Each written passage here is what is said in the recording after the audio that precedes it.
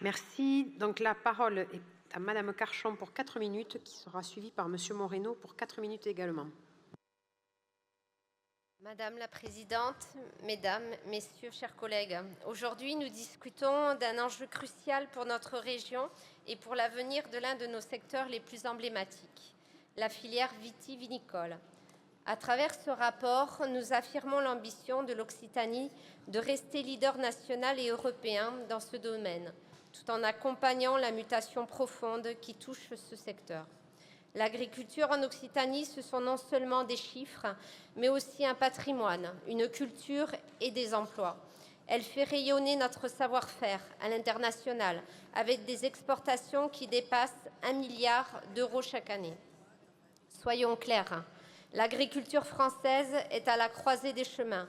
Nos agriculteurs, vignerons et viticulteurs vivent une crise sans précédent en 2024. Près d'un agriculteur sur 4 a déclaré envisager d'arrêter son activité d'ici 5 ans.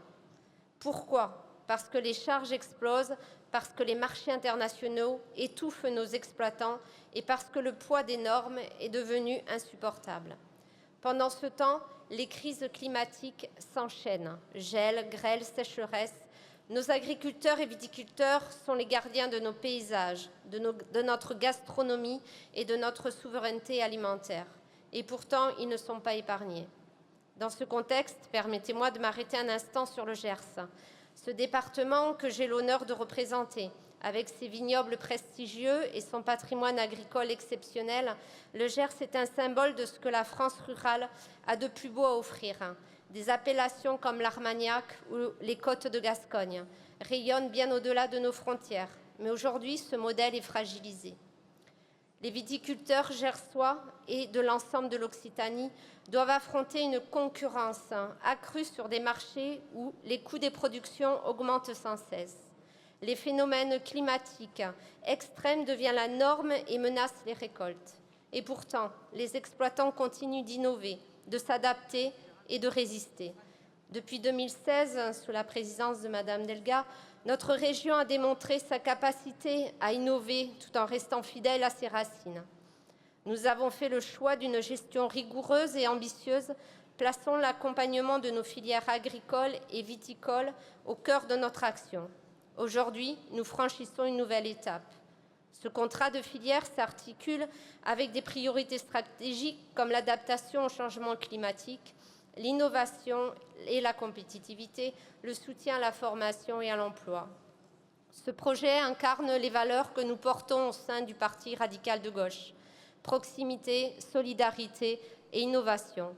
Nous croyons en une économie territoriale qui bénéficie à tous et non à quelques-uns. Ce contrat n'est pas seulement un soutien technique ou financier. C'est un pacte de confiance avec nos vignerons, nos coopératives, nos entreprises et nos territoires ruraux. En adaptant ce rapport, notre Conseil régional confirme sa place de locomotive pour les transitions économiques, écologiques et sociales.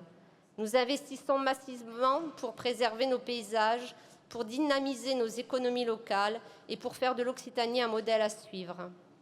Alors que d'autres régions réduisent leur ambition sous la pression budgétaire, nous affirmons au sein de la majorité régionale que l'investissement public est un levier pour construire l'avenir.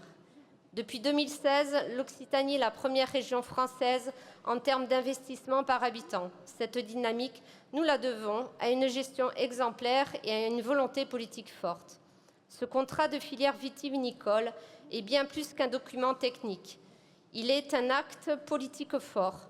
En soutenant ce rapport, nous affirmons que l'Occitanie reste une région de progrès et d'espoir pour ses habitants et ses filières. Nous ne laisserons pas nos agriculteurs seuls face aux tempêtes à venir. Nous sommes à leur côté aujourd'hui comme demain. Je vous invite donc à adopter ce rapport avec enthousiasme et détermination.